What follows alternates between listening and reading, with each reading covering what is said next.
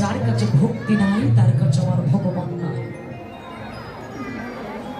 ভক্তি যার কাছে আছে তার কাছে আমার ভগবান জন্মান্তরের মতো বিক্রি হয়ে যায়। ভক্তি ছিল কার?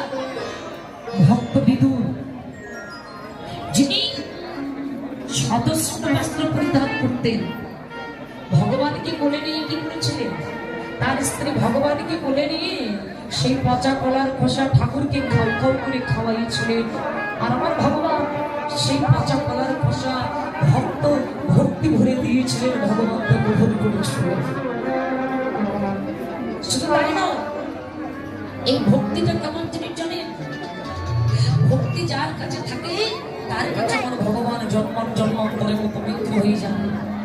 অহংকার যে করবে তার ধ্বংস হয়ে যাবে। অহংকার হচ্ছে পতনের মূল। আপনার আজকে ঐশ্বর্য আছে, একটা কথা মনে রাখবেন না, আজকে যে রাজা কালকে সে ভিখারি। আপনার টাকা পয়সা আছে, ধন ঐশ্বর্য আছে, আপনি গৌরব করছেন, কিন্তু ভগবান বললেন দিয়ে ধন বুঝে মন হরে নিতে কতক্ষণ। ধন ঐশ্বর্য দিয়ে ভগবান কিন্তু আমাদের পরীক্ষা করে যে আমি এই বস্তুটা এটা দিয়েছি রাখতে পারবে কিনা। তাই বললেন দিয়ে ধন বুঝে মন ভরে নিতে কতক্ষণ। ঐশ্বর্য যার আছে যদি সে অহংকার করে তার সবই কিছু ধ্বংস হয়ে যায়। বাবা, আপনারা দানবী রাজা হরিশ্চন্দ্র নাম শুনেছেন? রাজা হরিশ্চন্দ্র বাবা যিনি একটা দানবী রাজা ছিলেন। ওনার কাছে তিনি জীবনে কখনো কোনোদিন কাউকে খালি হাতে ফেরান নাই, সবাইকে দান করতেন। একদিন তার গুরুদেব বিশ্বামিত্র চিন্তা করলেন যে রাজা হরিশ্চন্দ্র, আমি দিচ্ছি জায়গা, আমি দিচ্ছি, আপনি আসেন, আপনি দেখেন জায়গা হয় কিনা।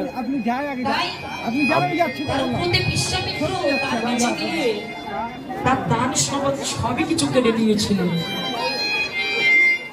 রাজা হরিশ্চন্দ্র চিরজননীর মতো পথের ভিখারি হয়ে গেলেন, চিরজননীর মতো পথের কাঙাল হয়ে গেলেন। তার একটা মাত্র পুত্র আর স্ত্রীর হাত ধরে ঐশ্বর্যকে পরিত্যাগ করে, অটল ঐশ্বর্যকে ত্যাগ করে দিয়ে স্ত্রী আর পুত্রের হাত ধরে ওই নদী পার হবে তাই মাধব পাটুরির কাছে গিয়ে মাধবকে ডেকে বলছে, মাধব ও মাধব, আমাকে চিনতে পারছিস? আমি জমিদার রাজা হরিশ্চন্দ্র। এক সময় আমার সবই কিছু ছিল, কিন্তু আজকে আমি সবই কিছু পরিত্যাগ করেছি, জনমের মতো পথের ভিখারি হয়ে গেছি। মাধব আমাকে পার করে দেবে। শোন মাধব, এমন সাথে রাজা ছাড়ি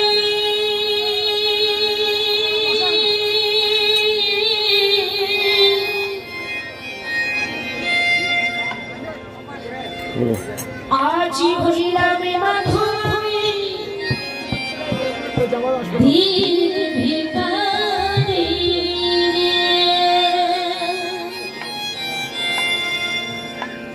এমন সাথে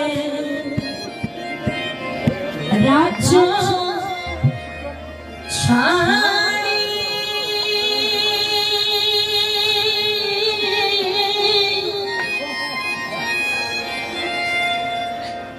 আজি হইলাম মাধবী দীন ভিখারি রে।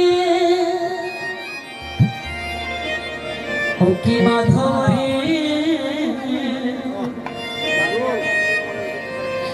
দয়া করে হরিবল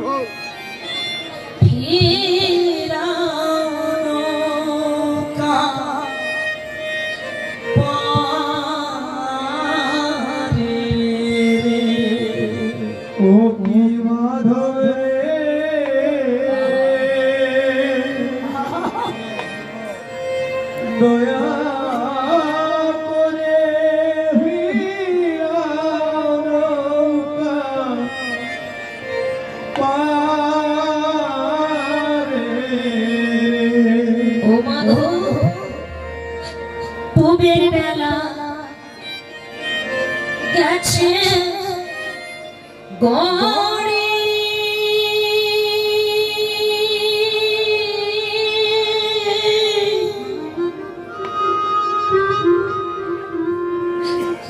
আজি নাই রে মাধো